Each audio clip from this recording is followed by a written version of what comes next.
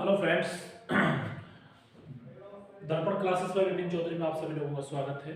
और मैं इससे पहले भी थोड़ी देर आपको वीडियो बनाया था, थोड़ा सा छोटा सा वीडियो। मैं ज़्यादा बड़ा वीडियो नहीं बनाता, मैं 20 मिनट्स 8 या 10 मिनट्स का बनाता हूँ। और उस टॉपिक्स में मैं सारी बात बताने की कोशिश करता हूँ जो आपके मतलब की हैं, बहुत महत्वपूर्ण है। सारे महत्वपूर्ण टिप्स 1961 दहेज प्रतिषेध अधिनियम 1961। आजकल देखो किसी भी कोर्ट में जाकर सबसे ज्यादा मामला आपको फैमिली कोर्ट का मिलेगा, भरण पोषण का मिलेगा, क्योंकि हर तीसरी शादी में कोई ना कोई दिक्कत अवश्य है। तो इसके लिए संसद ने बहुत महत्वपूर्ण कानून बनाए हैं जिसे दहेज प्रतिषेध अधिनियम 1961 के नाम से जाना जाता है।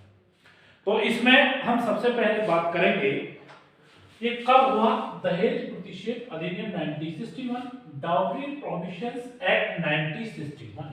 तो इस एक्ट के अंतर्गत वो सभी पीड़ित महिलाएं जो दहेज के कारण अपने घर परिवार चली जाती हैं, उनका बहुत ज्यादा हैरासमेंट होता है और उनके लिए जो दहेज की प्रताड़ना देकर उन्हें मार दिया जाता है, जला दिया जाता है, उनके साथ अत्याचार किया जाता है। तो उसके लिए सरकार ने बड़े महत्वपूर्ण अच्छे कदम उठाए हैं जिसे हम दहेज प्रतिषेध अधिनियम 1961 के नाम से जानते हैं।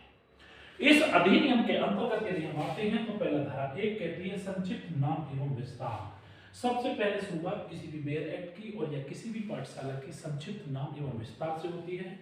दूसरा है धारा 2। ये धारा 2 कहती है दहेज की परिभाषा। हमेशा हर बेयर एक्ट की दूसरी जो सेकंड होती है, सेकंड जो होती है उसकी डेफिनेशन होती है।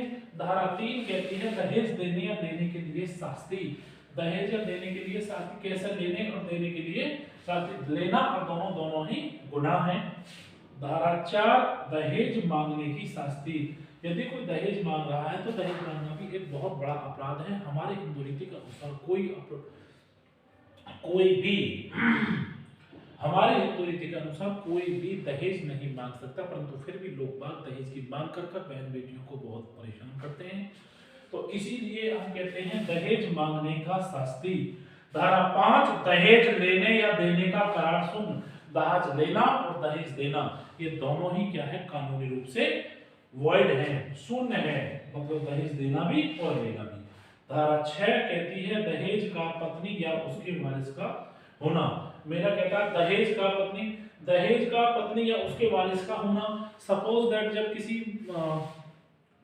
स्त्री की शादी हो जाती है तो उसकी शादी के बाद उसे लांछन दिए जाते हैं कि तुमने ये दहेज नहीं दिया, तुमने ये दहेज नहीं दिया, तुमने ये दहेज नहीं दिया, और उसके चक्कर में लोग जला काट कर भी मार देते हैं। उसके उत्पीड़न के लिए यही नियम बना था जिसे कहते हैं दहेज प्रतिषेध अधिनियम 1961। तो देखिए ये कहता है दहेज का पत्नी या उसके वारिस का होना। धारा 6 एक दहेज या पत्नी का उसके वारिस का होना। धारा 7 कहती है अपराधों का संज्ञान।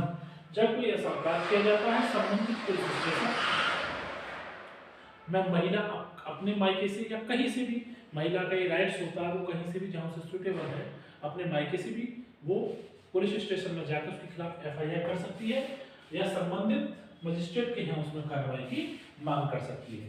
धारा 8 ये संज्ञेय है, गैर जमानती है।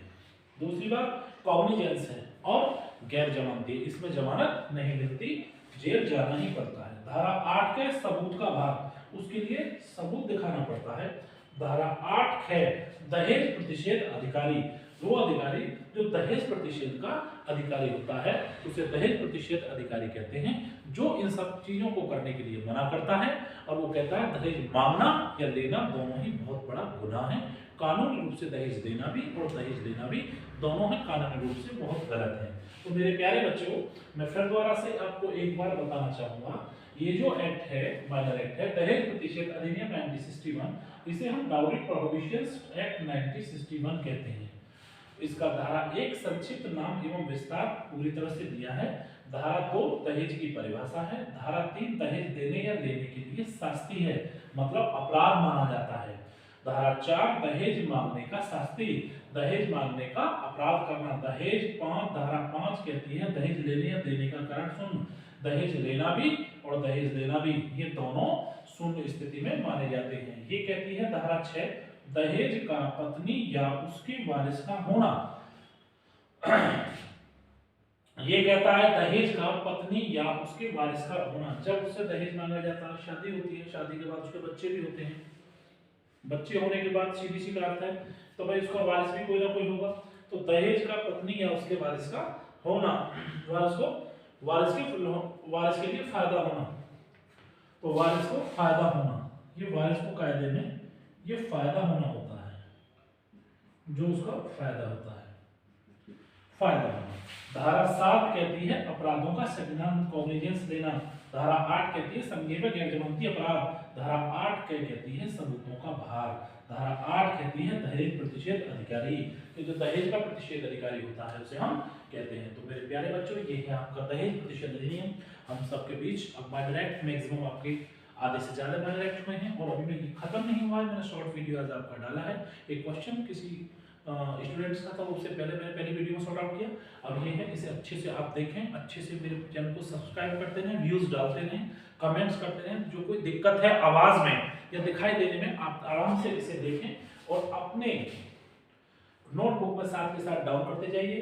नोट डाउन करने से आपकी रिवीजन होगा, बार बार लिखें, बार बार देखें, 100% आपको सफलता मिलेगी। परेशान होने की आवश्यकता नहीं है। लेकिन ऐसा कुछ नहीं है कि जो आपसे ज्यादा कोई जानता हो, कोई कोचिंग करे या कुछ भी करे, आप अपनी ईमानदारी के साथ तैयारी करते रहिएगा, आपको 100% सफलता मिलेगी। मेरे वीडियो को शेयर करें, लाइक करें। मैंने आपसे कमेंट्स किया था कि मैं छोटे छोटे मानक टेक्स्ट वगैरह की डालता रहूंगा और आपकी सारी परेशानी इससे समाप्त हो जाएगी। धन्यवाद।